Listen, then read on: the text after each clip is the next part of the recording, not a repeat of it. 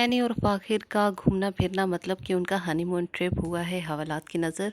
और इसी वजह से वो अपना तमाम प्लान्स आगे के कैंसिल करके वापस घर आ जाते हैं। और अब फ़ाखिर के दिमाग में एक नया ही भूत सवार है और वो एनी की दोस्ती करवा देना चाहता है हमज़ा से।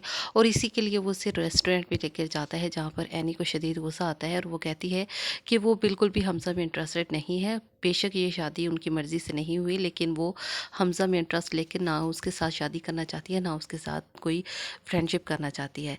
बहरहाल ये दोनों जो है वो घर वापस आ जाते हैं पूरे टब्बर के साथ। और अब घर वापस आने के बाद एक नया ही बखेड़ा है, क्योंकि बड़ी फूफो को एतराज़ है कि सब लोग जब घूमने के लिए गए थे लाहौर तो वो उन्हें क्यों नहीं लेके गए। और उनकी बेटी का भी दिल चाह रहा है, हालांकि उनकी बेटी का बिल्कुल भी दिल नहीं था कि इतनी बड़ी फैमिली के साथ वो घूमने के लिए जाते।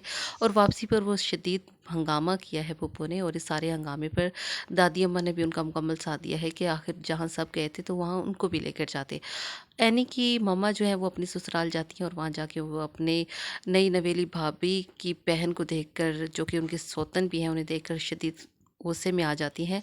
और राहिला बेगम जो है वो यही तो सब चाहती थी कि वो हर सूरत में एनी की मम्मा को परेशान करना चाहती थी।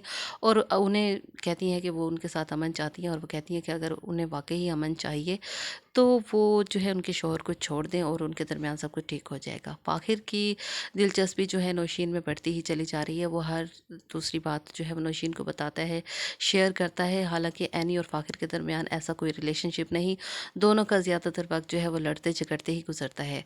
जमशेद मियाँ जो कि शादी को तरसे हुए थे, अपनी नई नवेली दुल्हन पा गए हैं बहुत ज़्यादा ही खुश और जोश में। और अपनी वालदा की ये जो अहकामात हैं या उनकी जो मन मर्जियाँ हैं वो बिल्कुल ही उन्होंने बालाए ताक रख दी हैं।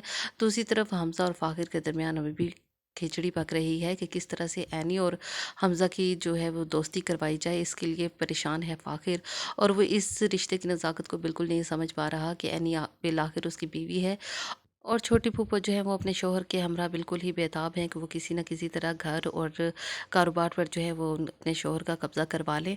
और घर के माहौल जो है वो आहिस्ता आहिस्ता इस तरफ जा रहा है कि वो बिल्कुल ही अपने घर वालों के ख़िलाफ़ जाकर अपने शौहर के समेत जो है वो इस तमाम प्रॉपर्टी और कारोबार पर जो है वो कब्ज़ा कर लेंगे।